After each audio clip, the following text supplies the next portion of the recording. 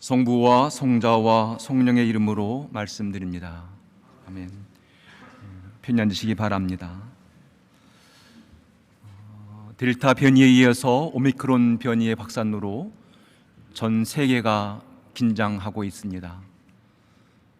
코로나 바이러스와 함께 일상의 삶을 사는 것이 참 쉽지가 않습니다.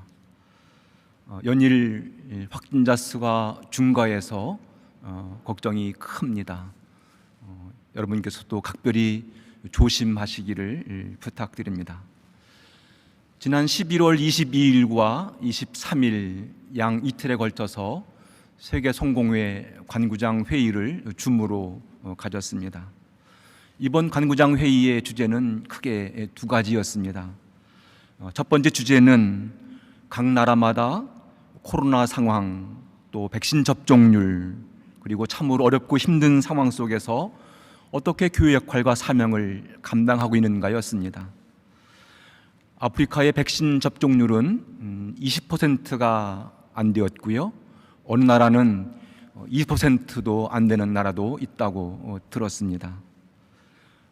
백신을 함께 나누지 않으면 새로운 변이 바이러스가 계속 발생할 것이고 인류는 이 코로나 바이러스 상황에서 벗어날 수 없다 하는 것이 모든 관구장들의 공통된 의견이었고, 어떻게 세계성공회가 백신을 함께 공유할 수 있을 것인가를 나누는 소중한 시간이었습니다.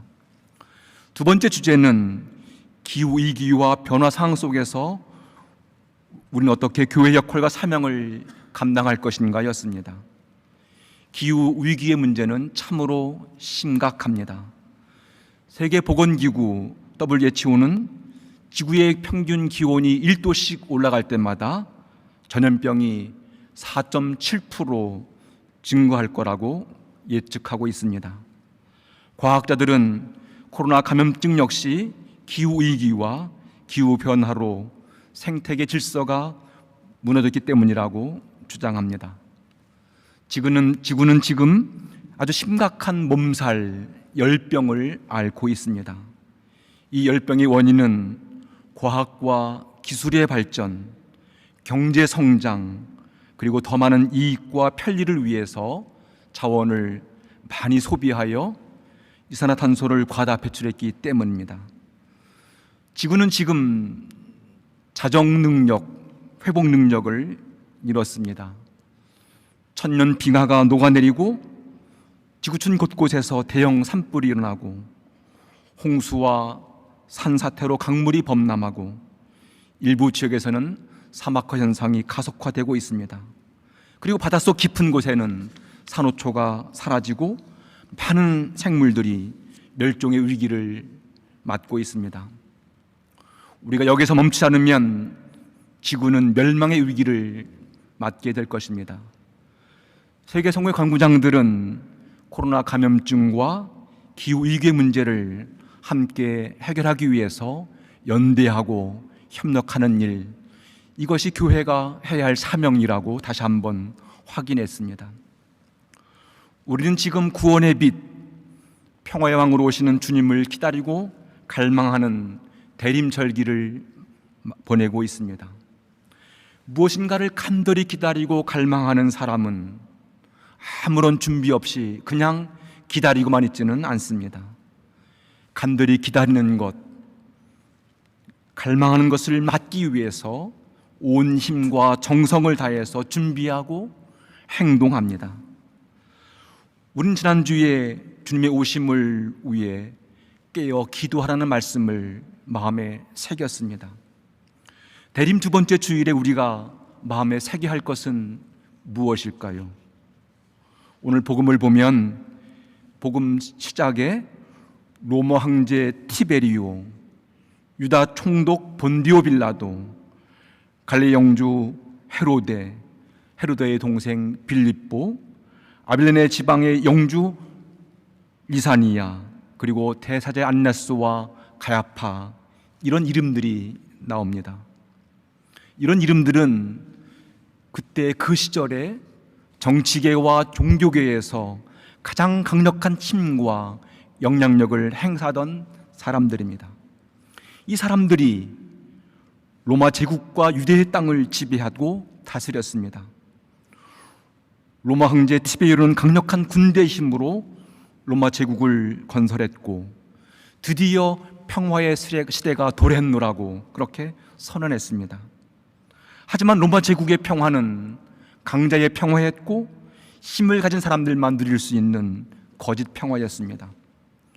유다의 총독 본디오 빌라도, 갈레 영주 헤로데, 그리고 빌립보, 대사제 안나스와 가야파는 로마 황제의 지배 질서와 체계 속에서 그리고 그 가치에 순응하여 살던 사람들이었습니다. 로마 황제의 지배 질서와 체계 속에서 힘없고 가난한 사람들은 죽음의 그늘 속에 신음하듯 고통을 겪어야만 했습니다.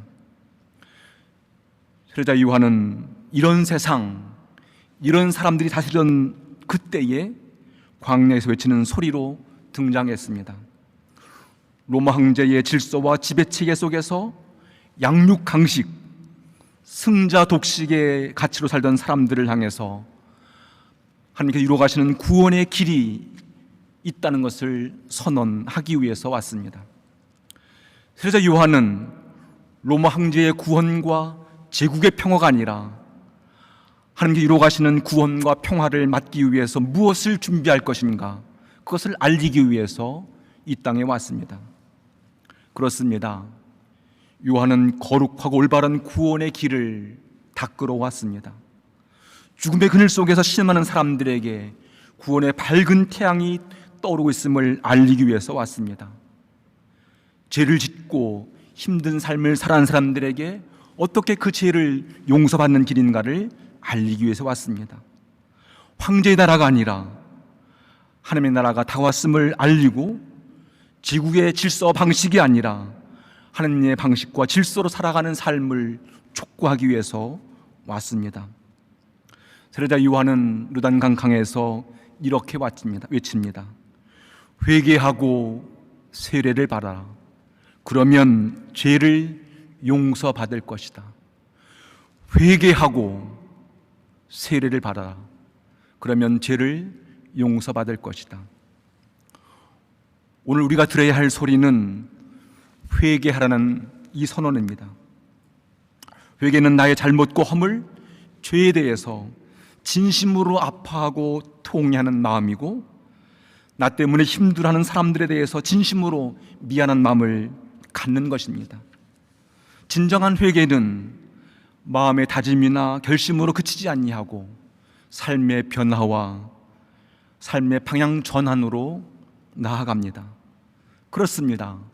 진정한 회개는 삶의 변화, 방향 전환을 통해서 하느님께로 돌아가는 일이고 하느님과 깊은 일치를 이루는 일입니다. 신앙은 참된 회개로부터 시작합니다. 하나님 앞에서, 사랑하는 사람 앞에서, 그리고 역사 앞에서 진실한 사과와 미안한 마음, 회개가 없으면 그런 삶은, 그런 신앙은 위선이고 거짓입니다. 사람과 사람 사이에 서로에 대한 미안한 마음, 회개가 없으면 진솔한 사랑은 이루어지지 않습니다. 남편이 아내를 바라보면서, 아내가 남편을 바라보면서, 부모가 자녀를 향해서, 자녀가 부모를 향해서 서로에 대해서 미안한 마음이 없으면, 서로의 자신의 부족함에 대한 안타까운 마음이 없다면, 그래서 나는 잘났고 나는 책임과 의무를 다했으며 나는 이런 권리를 주장해야 된다고 주장한다면, 이런 관계에서는 신뢰의 마음과 사랑의 마음은 자라지 않습니다. 사람 관계에서 내가 부족하여 미안한 마음이 없으면 자기 주장만 남습니다. 이런 관계는 오래 지속하면 지속할수록 서로에게 아픔과 상처만 줄 뿐입니다. 하지만 내가 부족해서 미안합니다, 너무도 안타깝습니다, 참으로 진실한 사과와 회개가 있으면 그런 관계에서는 치유와 회복이 일어나고 더 깊은 성장과 성숙으로 나아갑니다. 진실한 사과와 회개는 자신을 구원할 뿐만 아니라 그가 속한 가정과 공동체를 구원합니다. 우리는 집을 나갔던 둘째 아들의 이야기를 잘 알고 있습니다. 둘째 아들은 아버지에게 자신의 몫을 달라고 요청합니다. 사실 이런 요구는 아버지를 죽은 사람 취급하는 참으로 무리한 일입니다. 자신의 자손을 물려받은 아들은 곧바로 자신의 몫을 처분하여 아버지의 집을 떠나갑니다. 아버지의 집을 떠난 후에 그는 방탕했고 모든 재산을 탕진한 후에 알거지가 되었습니다. 그제서야 그는 아버지로부터 내가 얼마나 멀리 떠난가를 깨닫습니다. 그리고 자신의 참모습을 발견했고 자신의 죄를 뉘우칩니다. 그는 그곳에 머물러 있지 아니하고 아버지께로 돌아가기로 다짐합니다. 그는 아버지의 집을 향해서 왔습니다. 그리고 아버지의 품에 안겨서 하늘과 아버지께 죄를 지었노라고 고백합니다. 이렇게 아버지의 품으로 돌아가서 자신의 행동과 삶을 뉘우치는 것, 이것이 바로 회개입니다. 그는 다시 사랑스러운 아들로 회복되었고 사랑스러운 아들로 새로운 인생을 살아갑니다. 이것이 회개한 사람의 모습입니다. 성서가 요구하는 회개는 자신의 욕망이나 집착, 자기중심주의, 이기주의를 벗어나서 이웃의 아픔을 보고 안타까워하면서 자신이 가지고 있는 것을 나누며 살아가는 삶으로 나아갑니다. 세리였던 마테오나 레위, 세관장 삭개오가 주님 만난 후에 보여준 행동이 바로 그런 모습이었습니다. 그리스도가 말하는 회개는 세상의 지배 질서와 체계 속에 살던 사람들이 하나님의 소리에 귀를 기울이고 새로운 인생을 살아가는 일입니다. 주님의 부르심에 응답한 수많은 죄들이 그렇게 살았고 무수히 많은 성인들이 주님을 만난 후에 새로운 인생길을 걸어갔습니다. 대림절기는 광야에서 외치는 세례자 요한의 소리, 하늘의 소리를 듣는 은총의 절기입니다. 우린 하나님 안에 머물러 있으면서 그 말씀에 귀를 기울이고 기도 가운데 그분의 뜻을 구하면서 뿐만 아니라 우리 내면 깊은 곳에서 외치는 영적인 갈망과 그 탄식의 소리를 들으면서 우리가 어떤 삶을 살아가는지를 듣는 절기입니다.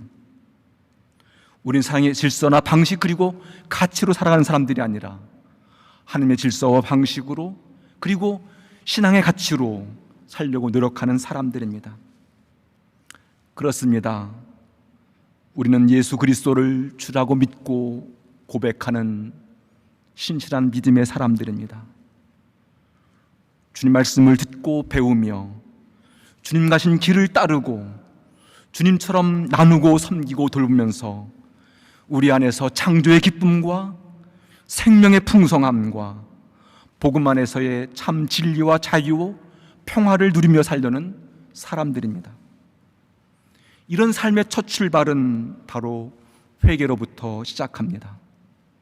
우리가 참된 회개로 새로운 믿음의 길을 걸어간다면 금년 대림절기는 새로운 하나님을 만나게 될 것이고 우리 모두는 새로운 하나님의 자녀로 태어나게 될 것입니다. 대림 두 번째 줄기는 사랑하는 사람들에게 내가 미안하다, 내가 잘못했다, 자신의 허물과 죄를 고백하고 사과하는 그런 절기입니다. 이 사과와 고백이 불편했던 관계를 다시 회복시켜 줄 것입니다. 대림 두 번째 주간은 하나님으로부터 내가 얼마나 멀리 떠나는가를 살피고 하나님께로 돌아가는 회개의 주간입니다. 이런 회개는 우리의 삶을 더욱 밝은 구원의 길로 인도해 갈 것입니다. 바울로 사도는 우리들에게 이런 삶을 살라고 간절히 요청합니다. 내가 여러분을 위해서 기원하는 것은 여러분의 사랑이 참된 지식과 분별력을 갖춰서 점점 더 풍성해져서 가장 옳은 것이 무엇인지를 가릴 수 있게 되었으면 하는 것입니다. 그래서 여러분이 순결하고 나무랄 데 없는 사람으로서 그리스도의 날을 맞이하게 되고 또 예수 그리스도를 믿음으로써 올바른 일을 많이 하여 하나님께 영광과 찬양을 드릴 수 있게 되기를 바랍니다. 바울로의 간절한 기원, 이 바람이 우리 안에서 이루어지기를 소망합니다. 참된 회개를 통해서 하나님의 은총을 더욱 깊이 나누고 누리는 성가정, 거룩한 교회로 다시 거듭나기를 기대하고 또 기도합니다. 그런 삶을 살려고 노력하는 여러분 모두에게 또 주님의 은총이 함께 하시기를 간절히 기원합니다. 성부와 성자와 성령의 이름으로 말씀드렸습니다. 아멘.